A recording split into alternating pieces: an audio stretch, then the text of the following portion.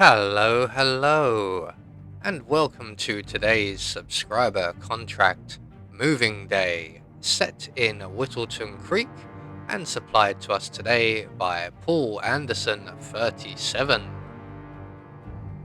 So moving on to our briefing, 47 has moved to Vermont but wants to get rid of a few nosy Parkers. And moving on to our targets, and today we have 5 of them, along with a free map.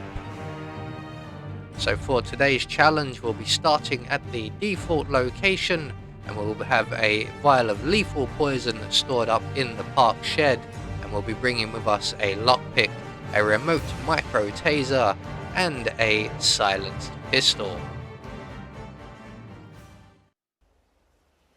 So right from the start and off the bat, I need to give a big thank you out to GTA Girl for supplying me with the footage you're seeing today, as for me at the very least, this contract is slightly glitched and I was unable to complete it. So thankfully GTA Girl stepped in and managed to get the contract done for me, and I am now going to narrate on our way through this. So first thing we're going to do is make our way to the park shed and retrieve the lethal poison before making our way to the Wilson's property and acquiring ourselves the waiter's outfit. So we're just going to let Jed here turn around, and then we can render him unconscious, take his outfit, and next up we need a propane cylinder. Now we're going to go for the cylinder furthest away, as this seems to be what is causing the glitch for me at the very least, is that I was going for the nearby cylinders and triggering a conversation that kind of breaks one of the NPCs for me.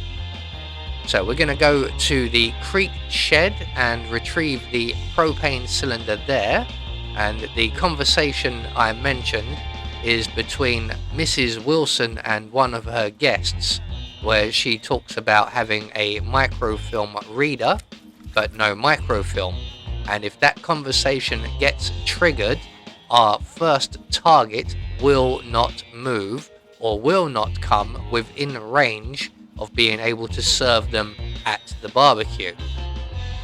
So once we've got the propane cylinder from the park shed, or the creek shed should I say, we can now make our way into the Wilson's property, and while we're just about to trigger the conversation between Mrs. Wilson and her guest, we're going to very quickly add our propane to the barbecue, take up our serving position. There is our target over yonder. We're going to add the lethal poison to the hors d'oeuvres here, and we're just going to wait now for Mrs. Wilson to begin and end her speech. And while she is giving the speech, our target will emerge over from the patio area, and we are then able to offer her some hors d'oeuvres. Now, if you trigger that conversation, this young lady will either not come over from the patio at all, or she will come over and stand so far away that we're not able to serve her, which is the glitch I've been suffering. So once our first target has been dealt with, we can then make our way back upstairs and retrieve our suit. And this was not the original plan. This young lady was going to be one of the later eliminations. So we're now going to move on to our next target, and for this we're going to require a wrench, which we can find on the shelf in Nolan Cassidy's garage. So we're just going to quickly grab that as long as Nolan Cassidy is not around. We're going to make our way to the corner of the map where we first came in, and on the opposite side of the road we will see a fire hydrant, and just beyond that our next target. So we're going to use our wrench and we're going to loosen the fire hydrant, creating a leak. We're then going to drop our taser into the puddle, and the Hydrant will get the attention of our target, and when they come over to investigate, we can then trigger the taser and electrocute and eliminate our second target. So down he goes. He's having a shockingly bad day and a shockingly short day, and not a great landing for him as well. That's going to bruise his sternum. So moving on, we're going to now make our way into Mr. Batty's apartment or garden, and we require another change of disguise for this, and that would be the exterminator, who is currently just here at the front of his van. So he's going to make his way around to the bushes at the side to have a phone call, and we are going to interrupt him, render him unconscious, drag him into the bushes, take his outfit, and take Mr. Batty's keys.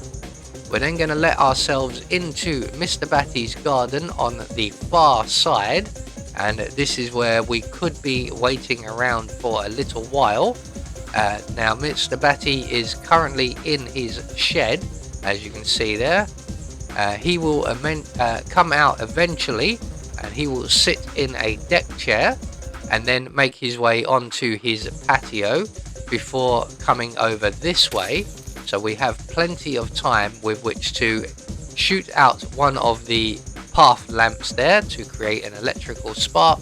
We're going to turn on the sprinkler system, and that will create a puddle. And all we have to do now is wait for Mr. Batty to come along, and eventually he does. He will get distracted by the sprinkler system, and when he wanders over, he will step into the puddle, and he will also have a shockingly bad day. So 3 targets down, 2 more to go. Now we're going to move on now to Mrs. West, who again we will be waiting around for a little while, and unfortunately due to the nature of the glitch, we are doing these eliminations ever so slightly out of order. So there is a faster way to do this if you can get past the glitch. So we're just going to make our way up to Mrs. West's house. We're going to pass our last target, who is Mr. West right here, serving muffins. Normally we would attack him on our way to Mrs. West's house, but due to the nature of the glitch, this is probably the safest way to do it. So once we get to Helen's house, we're going to make our way over the fence, in through the window, and then make our way upstairs, and we are going to use Mr. Billy Bass on the wall here to attract Mrs. West upstairs, where she will be alone and isolated. If you don't want to do it this way, you can also go to the basement and wait there, and she will come along eventually and isolate herself. So once Mrs. West has arrived, we can then quickly eliminate her with 1 bullet to the head. We're going to turn off Billy and then make our way back out the way we came through the window, and we can then deal with our final target. So GTA girl was erroneously thinking that she was going to go out through the bathroom window, forgetting there is a way out, and changing her mind. I did remind her afterwards there was a way out through there, but she forgot about it. So we're going to make our way now to the muffin stand, and over here we need to time this ever so slightly so that we aren't spotted or heard when we deal with Mr. West here. Now the easiest way is to turn off the radio when the young lady you can see just ahead of us is heading away and back to her bench. So we need her not near the muffin stand, and if at all possible moving away from it with her back to us when Mr. West comes along.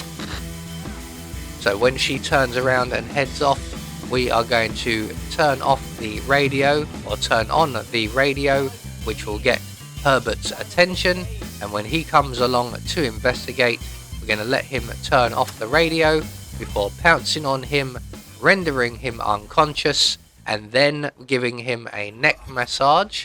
And that will be the quieter way, so we don't attract the attention of the estate agent.